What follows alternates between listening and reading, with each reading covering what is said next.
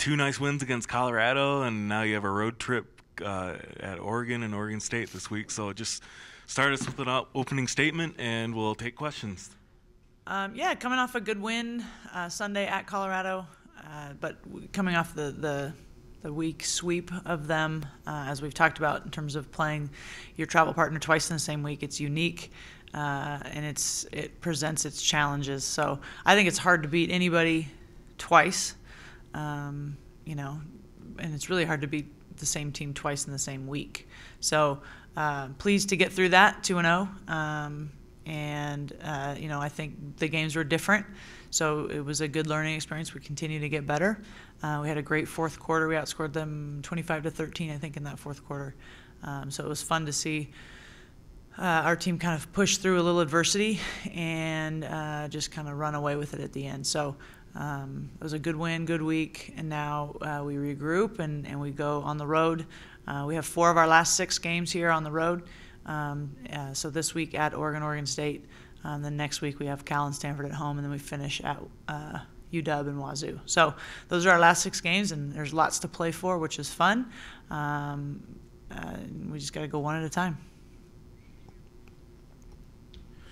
Yeah, as far as when you talk about those 2 different wins, I mean, like you said, they were kind of achieved through different methods. In this last game, you kind of fought through foul trouble for some of your players who had traditionally done very well. And what do you think that says about your team to be able to win in multiple ways and not just lean on 1 or 2 players? Well, I think that's a great point, and I think that's what we've, my biggest thing is that I just want to keep improving every week, and I think that shows that we are getting better. We're continuing to improve. We're not just playing games and hoping we win. We're improving, and the beginning of the season, preseason particularly, we really relied on Emily Potter, and she kind of put everybody on her back, and just statistically, her numbers were so good, and then I think everyone else has just kind of come along really nicely in terms of figuring out where they can be effective. Because at this point in the season, it really is about players stepping up and making plays. I mean, that's your systems are for the most part in, and you can make tweaks here and there, but it's pretty much established as to kind of what our identity is and who we are and how we can do things. And so it comes down to players making plays. And that fourth quarter, I thought, at Colorado, the second game, I don't know how many we were down after the third quarter, 4 or something like that.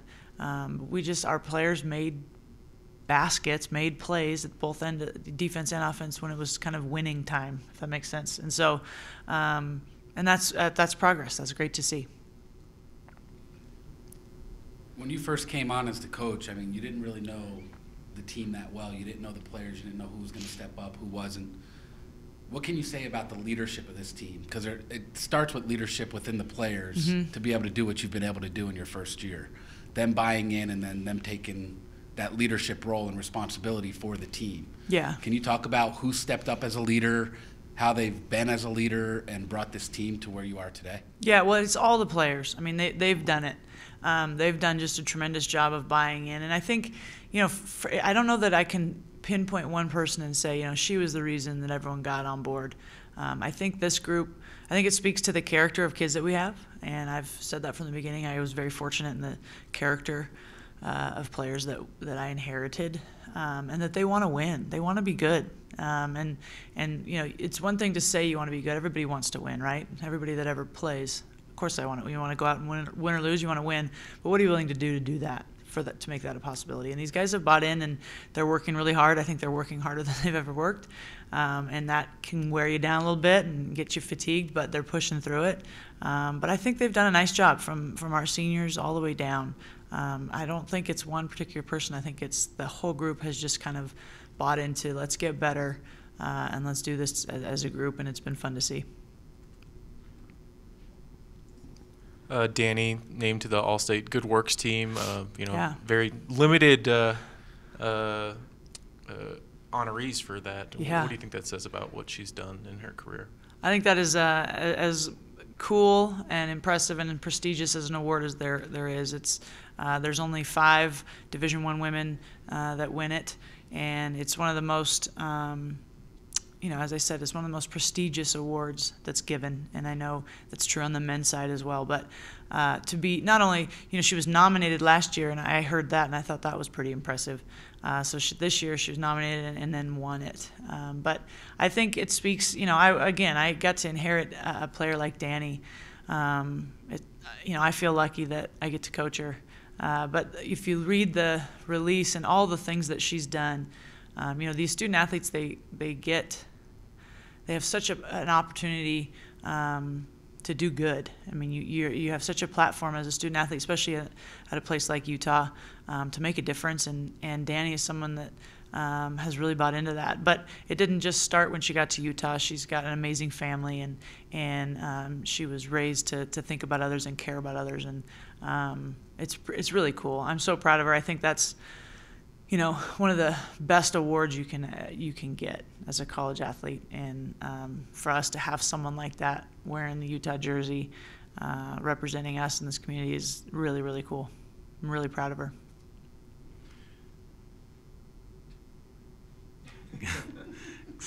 Can you talk about Malia Nielson's continued play on the boards and scoring? I mean, she's done that in games here and there, and it seems like now she's putting it together for a long stretch. Yeah, she's another one that was out last year with an injury, and so she, to start the season, I think we saw flashes of it, and kind of more inconsistent in production, which is to be expected, and that's what happens.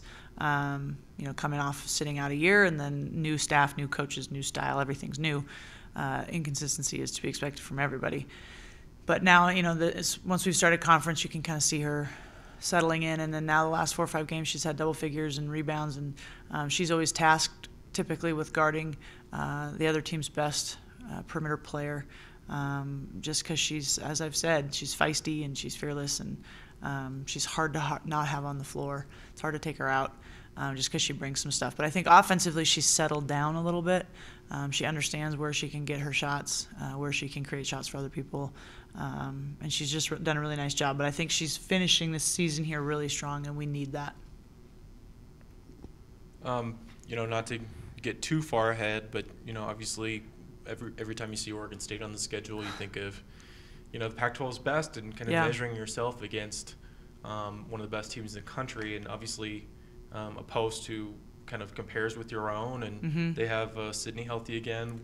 What anticipation do you kind of get from that matchup on the schedule? Well, they're good. I mean, this is their year so far. They've been the team that has, I think, been the best team in the league so far this year. Just top to bottom. I mean, there's teams that have competed with them and all that. I'm just saying, to this point, it's been their season. But yeah, they're really good. We got to get through Oregon first, and Oregon's really good. They're on a roll right now. I don't know how many they've won in a row, but I think 4 or 5 in a row. So they're playing really well right now. So I'm focused on them. But Oregon State, I think the thing about them that is so impressive is they know who they are. I think any teams that you can look at great teams, they know their identity, and those players, I think, have done just a great job of not trying to do what they aren't. Really, you know what I mean? Like, there's just a balance to them and a confidence and a swagger, and we know who we are, we know why we're good, those type of teams are really hard to beat. But it'll be fun to play them. Those are the games we can go in and have nothing to lose. Pressure's all on them, and those are fun games as a competitor to play. And I know you've been very conscious about, hey, it's not about we win X number of games. It's about we're trying to get better as a team. But, I mean, at a certain point in the season, is it sort of like, we are kind of laying the groundwork for potentially a postseason, potentially more games after the Pac-12 tournament? When do you start dangling that out and saying, hey, we're close to this, we can get there? I think soon. I just think that I have learned doing this long enough that when you start doing that, then you start looking up and kind of ahead, and that's when you can trip, when you're not looking where you're walking. And so I'm really cautious to do that, but I think also it's getting to that point with 3 weeks of regular season left that our players, and they're not they're not dumb. They know, right? They're tracking. But, I don't want to talk too much about that. But I think soon we can start talking about, hey, what are our goals right now? This is where we're at. We've worked our butts off to get here. What do we want to achieve? Haven't done it yet, but I think, soon. Can you tell us about the impact Josetta has made off of the stat sheet? Yeah, Josetta has, she's another player similar to Malia that has been fun. It's been rewarding, I guess, to see how much she's improved. And she's someone that, beginning of the season, maybe a little more inconsistent, learning kind of a new style and how she can be effective. But she's really done a great job. I think our Gavin, our assistant coach, Gavin Peterson, he coaches the post, and he's done a really good job of developing her. So she's done really well, and I think as I've described her, she's kind of a glue player for us. She does a lot of things. She keeps the players loose, and she's just got such a great personality that she's really important to our team. Even if she doesn't score a point, she's very important. So I'm proud of her. She's done a great job, and we need her down the stretch. I know you've talked before about the facilities and the influence on recruiting. What about winning and being competitive in Pac-12? What influence is that having on recruiting at this point? It's a great question. That's been helpful. And so, we're selling the vision and kind of where we want to go and how we're going to do it. In the absence of winning, you're basically asking kids, you got to trust me, believe me, have faith in what you haven't seen yet. So the fact that we have had some success and we're at 500 right now in the Pac-12, and I think it gives us a little bit of credibility in terms of, okay, maybe these guys do know what they're doing and what they're talking about. But it has helped in terms of just credibility that, hey, at Utah women's basketball, we can be a factor in this league for sure. How do the mental challenges of preparation change going into the second round, where you're playing teams that you have a result against? Yeah, that's part of the fun of conference play, and kind of as coaches where you earn your stripes a little bit. I think it's easier. As weird as this sounds, I think it's a little bit easier to coach and adjust if you lose to a team the first time. If you beat them the first time, players have a tendency to think, oh yeah, we got them, and complacency is the devil in sports, and so so that's the key. I think the key is, as coaches, we know we've done this, that you've got to make adjustments, you've got to make some tweaks and things that didn't work that did work, and figure out find a weakness or something that you think you might be able to go after with your opponent. But the key is getting your players to buy into that, and understanding that we may have lost to somebody, and if here are the adjustments we're going to make, and we can compete now, or hey, we beat these guys the first time, but it's only going to be harder.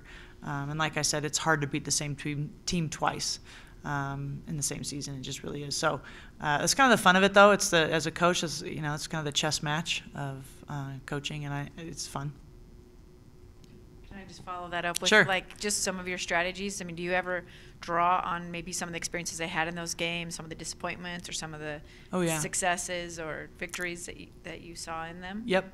So we'll do a lot of film breakdown where we'll point out things that we did really well that worked, and show them, remind them, all that, and then stuff that didn't work, and remind them of that as well, and then give them obviously kind of tools to be more successful. Like, hey, let's do this in this situation instead of what we did last time, which so a lot of that, a lot of film, but showing the good and the bad. And you host your second live event for your coaches show next Monday. So yeah.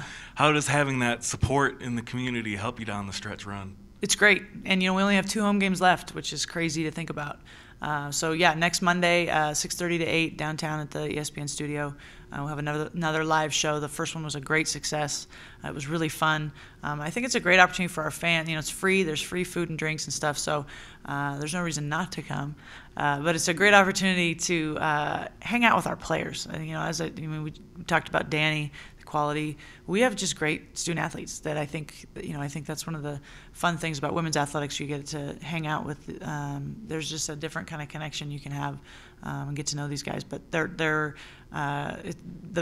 radio show was fun. We'd love to have twice as many people as we did last time. We had a great turnout. But the attendance is improving, and it's fun to see. We still aren't where we want to be, long term, by any stretch. But it's a slow boil, and we've got to just take it 1 week at a time as a program, and it's going to take several years to get where we want to go. But we're certainly headed in the right direction. So if you had a magic genie that says you can have one wish, one thing that you could count on every single game, what would that one thing be? In terms of like a head count?